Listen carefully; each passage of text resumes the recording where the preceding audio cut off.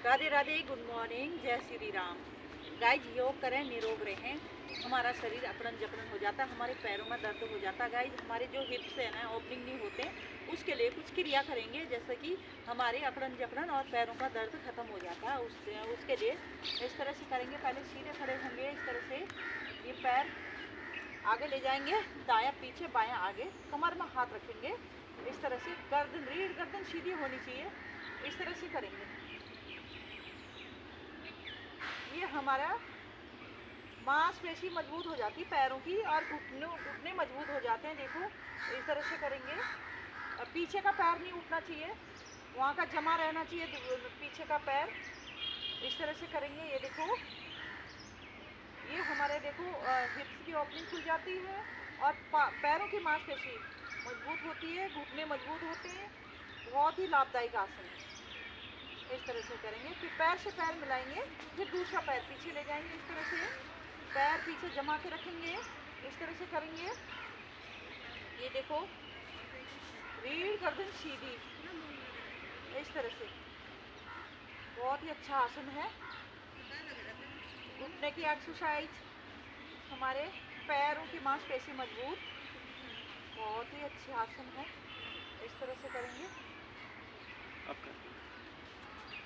पैर से पैर मिलाएंगे, फिर दूसरा पैर पीछे ले जाएंगे। इस तरह से अब क्या करेंगे, श्वास भरेंगे।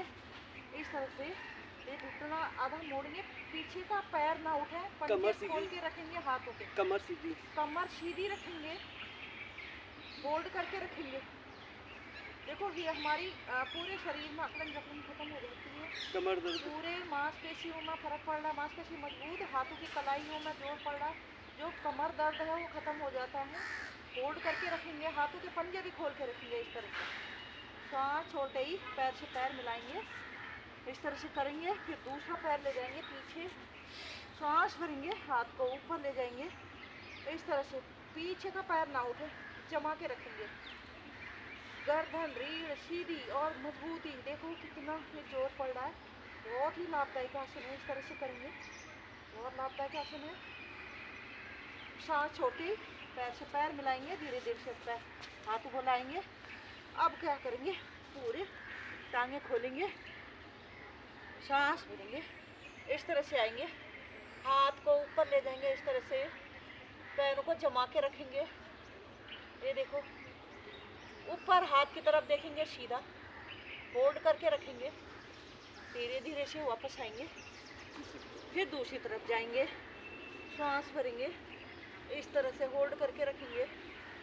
ये देखो, बहुत ही लाभदायक आसन है। इस तरह से करेंगे, हमारे शरीर की अकड़न जकड़न खत्म हो जाती है, जो नस नाड़ी मुड़ी रहती है वो सीधी हो जाती है। धीरे धीरे से वापस आएंगे, पैर से पैर मिलाएंगे।